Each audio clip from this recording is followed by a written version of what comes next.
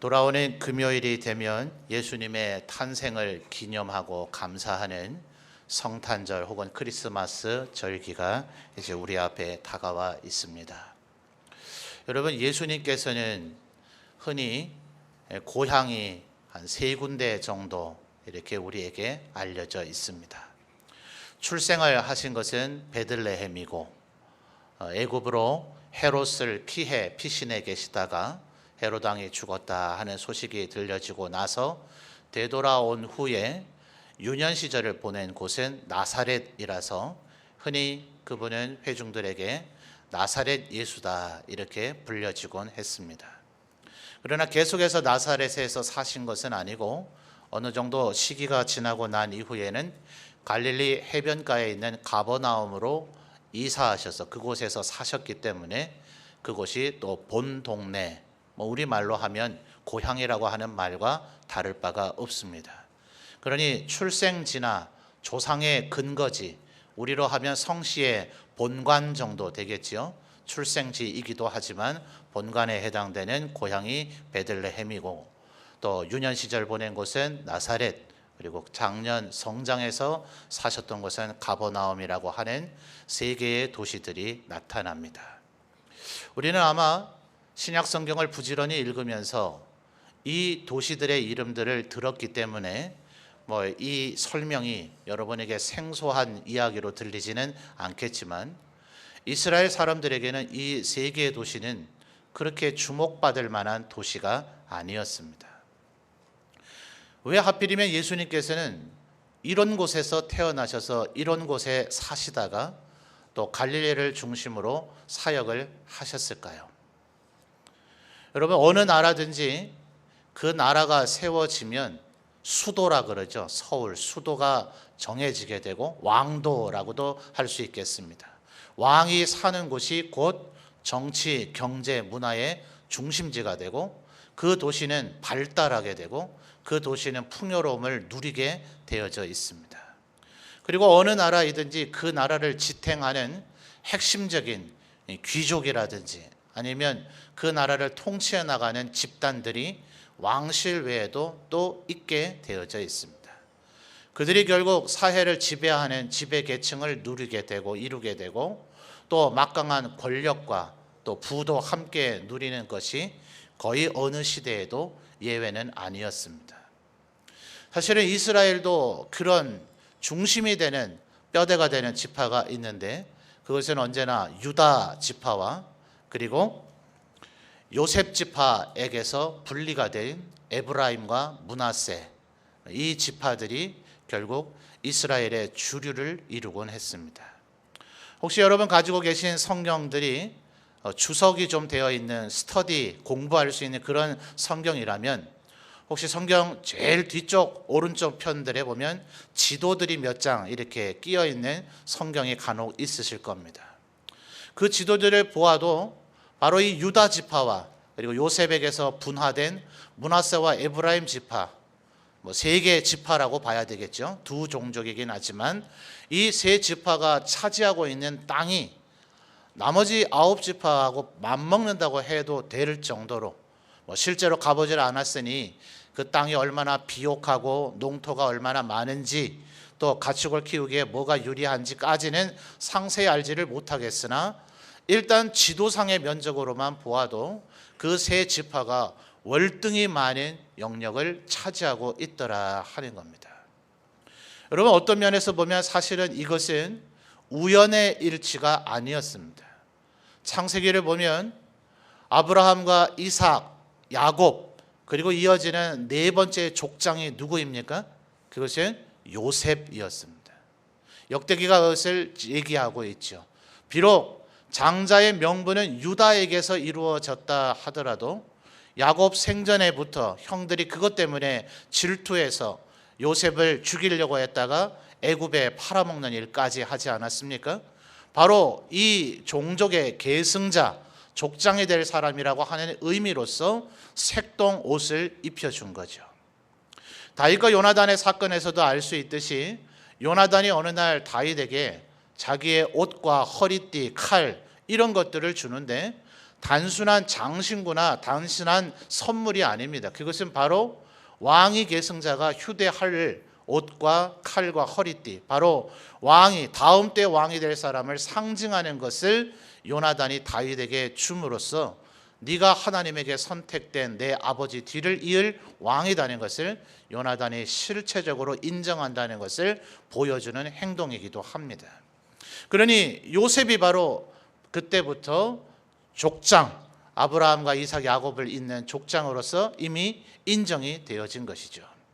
그러나 동시에 이 유다는 하나님 앞에서 나머지 아들들과 다르게 신실한 삶을 살아갑니다. 그 과정 속에 아브라함이나 이삭, 야곱 못지않은 수많은 시행착오와 실수, 범죄가 있었지만 나머지 아들들이 그저 자신의 평범한 육적인 삶을 살아간 것에 비해 그는 하나님을 찾았고 하나님 앞에 회개했고 하나님을 기쁘시게 하고자 하는 삶을 살았을 때 그 어머니 레아가 그의 이름 유다, 하나님을 찬송하는 자가 되라 하는 의미로 이름을 지어 주었던 것처럼 그는 결국 하나님 앞에 신실한 삶을 살아서 창세기 49장 어간을 보면 야곱이 죽기 직전 자기의 12아들들을 가리켜 축복을 하며 예언을 할 때에 유다에게서는 규와 홀, 이것은 왕이 왕권을 상징할 때 손에 들고 있는 것입니다.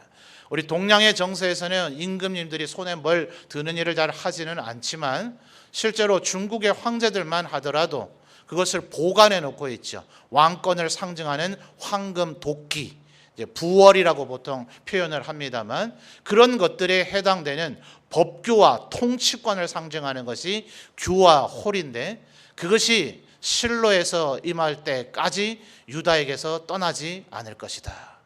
또 요셉에게는 야곱을 통해서 하나님이 축복하시기를 너는 샘 곁에 심은 나무와 같아서 그 가지가 담을 넘어서게 될 것이고 너를 대적하는 자는 철궁에 의해서 살해를 당하는 것처럼 강력한 하나님의 손이 강력한 활을 당겨서 네 원수들을 다 제압하게 될 것이다 하는 어마어마한 축복을 받은 것이에요.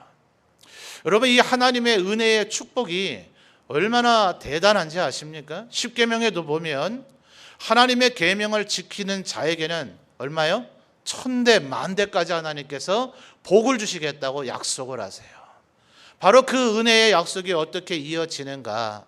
여러분, 세월이 흘러 이스라엘 사람들이 애굽에서 출애굽을 하여 가나안 땅으로 갈 때에 가데스 바네아라고 하는 곳에서 12명의 정탐꾼을 40일 동안 가나안 땅을 살펴보도록 보냅니다.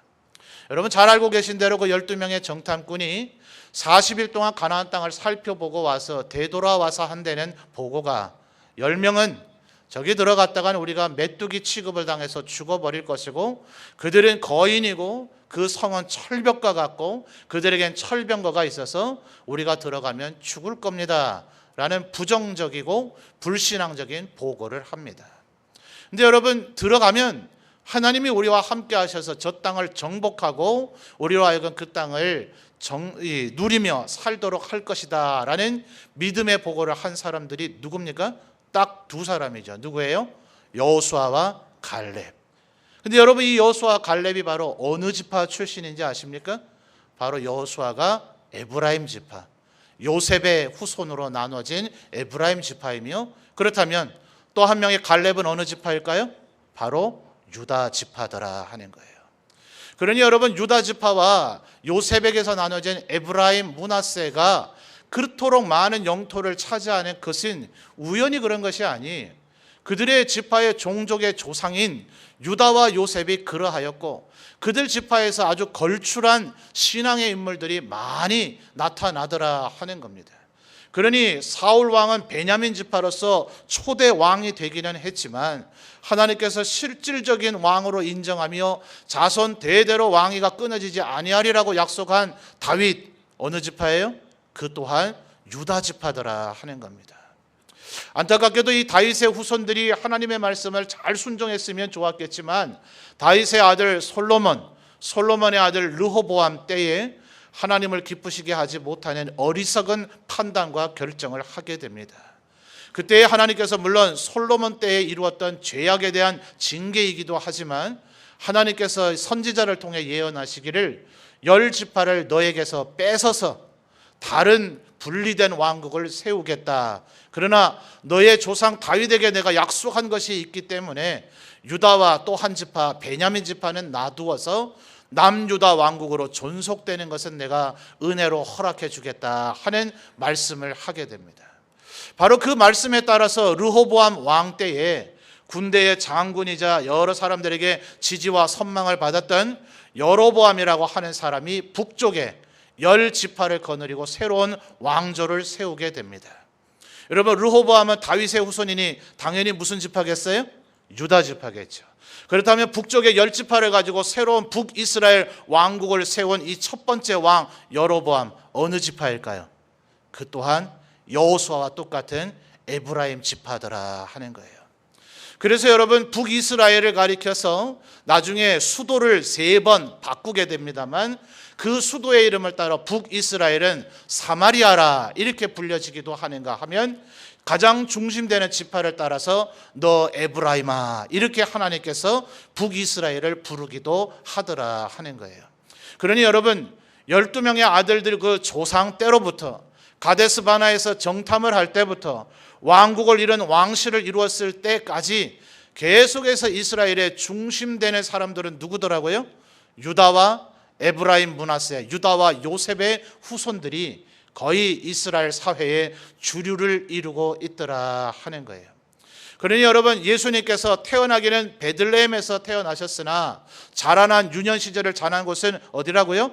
나사렛. 그래서 그가 나사렛 예수라고 불려지니 예수님에게 왔던 나다나엘이 예수님을 소개하기 위해서 나사렛 예수를 내가 만났다, 그가 메시아가 아니냐라고 할 때에 뭐라고 대꾸를 합니까? 나사렛에서 선한 자가 날 일이 있느냐, 이렇게 무시를 당하는 이유가 바로 거기에 있다 이 말입니다. 이스라엘 사회는 계속해서 이 유다와 에브라임 지파를 중심으로 이루어졌는데, 여러분 오늘 우리가 읽은 이사야 9장 1절의 말씀을 보십시오. 전에 고통받던 자들에게는 흑암이 없으리로다. 옛적에는 여호와께서 어느 땅이요?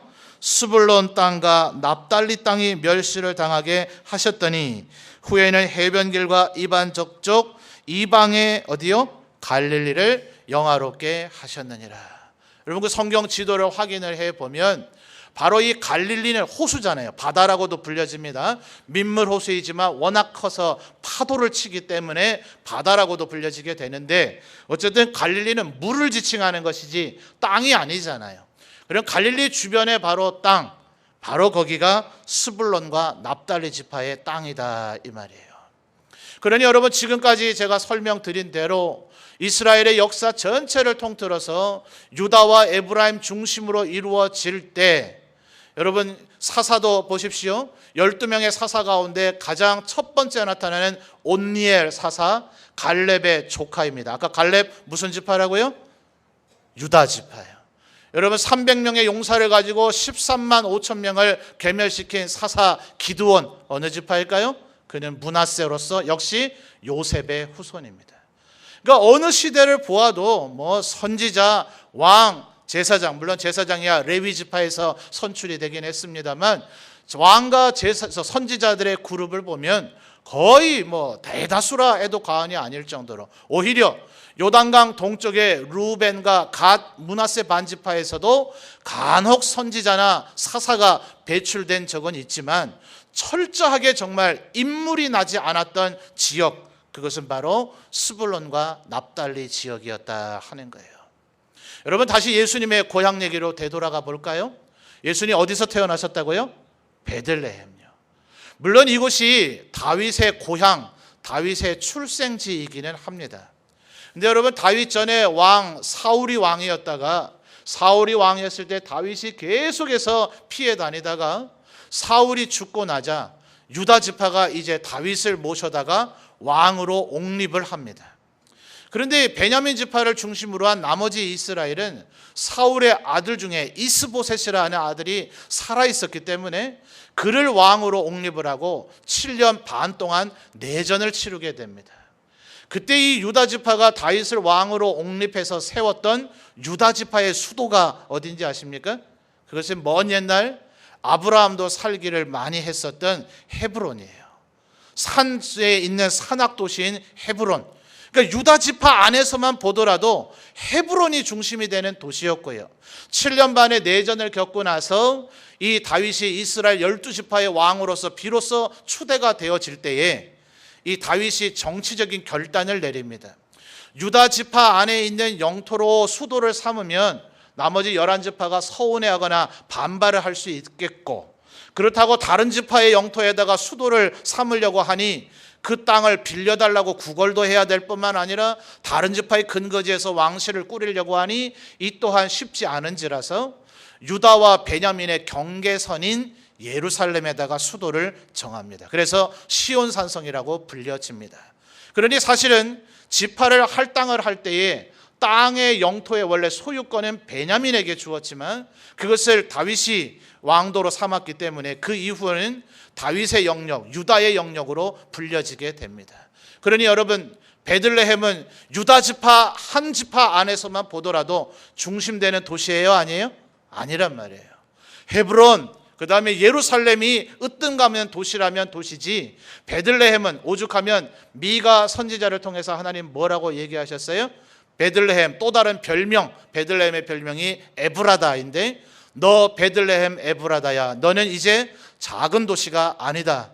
너에게서 영원한 통치를 하시리가 태어날 것이기 때문에 그렇다. 예루살렘에 그런 얘기 하겠냐고요? 사마리아에 그런 얘기 하겠냐고요? 세겜이라고 하는 도시에 그런 얘기 하겠냐고요? 원래부터 큰 도시인걸요. 원래부터 주위 사람들에게 아주 인정받고 존중받는 떵떵거리는 도시인 그런 도시들에게는 그런 소리를 안 하죠. 베들레헴은 애초부터 아주 미약하고 비록 다윗의 출생지이긴 하지만 사람들이 별로 거들떠보지도 않고 주목하지도 않는 도시였는데 예수님은 일부러 베들레헴을 택하셔서 거기서 태어나셨단 말이에요. 두 번째, 세 번째 고향이 어디라고요? 두 번째는 유년 시절을 보낸 나사렛, 세 번째는 성인이 돼서 거주한 가버나움. 이곳은 여러분 바로 다 스불론 납달리 지파 영토 안에 있고 갈릴리라고 불려지는 지역입니다. 여러분, 예수님께서는 하나님이신 그분이 인간이 됨 자체가 낮아짐이죠.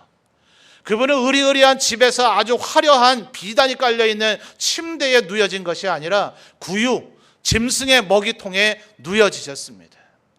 그분은 영광스러운 왕으로서 살아가기 위해서 오신 것이 아니라 이 세상 사람들이 가장 꺼려하고 비참해하는 십자가를 지기 위해서 이 땅에 오셨습니다. 그럴 뿐만이 아니라 그분의 출생지나 그분의 주 사역 무대나 그분의 살아가는 모든 그 영역까지도, 살아가는 공간까지도 그분은 철저하게 소외되고 외면당했으며 사람들에게 업신여김을 당했던, 그래서 오늘 여러분 9장 1절에 뭐라고 표현하고 있어요? 흑암이 있던 땅, 멸시를 당하던 땅, 그 땅을 주님이 찾아가셨더라 하는 것입니다. 왜요? 주님은 빛이시기 때문에 그렇습니다.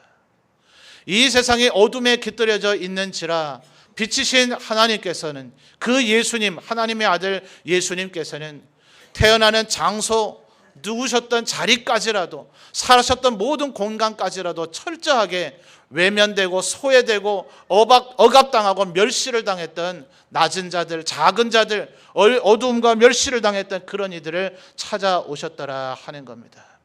바로 이것이 우리를 향한 하나님의 사랑과 은혜인 줄 믿습니다.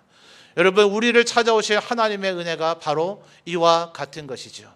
그러므로 신약 성경에서도 바울 사도가 고린도 교인들을 향해서 뭐라고 얘기합니까? 예수 믿는 너희들의 모습을 한번 봐라. 너희들 가운데 대단한 부자가 있더냐? 아주 잘나고 똑똑한 학식 있는 자가 있더냐?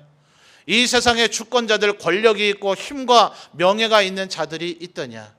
그들은 자기들이 똑똑하고 잘난 줄 알기 때문에 교만해서 하나님을 잘 믿지 않고 하나님 앞에로 나아오지 않지만, 힘없는 자들, 가진 거 없는 자들, 배운 거 없는 자들, 건강이 연약한 자들, 죄악의 가운데 머물러 있다고, 출신 성분이 그러하다고, 혈통이 그러하다고, 가문이 그러하다고, 생김새가 그러하다고, 건강이 안 좋다고 모든 사람들에게 멸시와 천대를 당하던 그들이 하나님을 믿고 구원받아 하나님의 백성 되는 능력의 역사가 일어나더라 하는 거예요. 왜요? 주님께서 그 어둠으로 찾아오셨으니까요.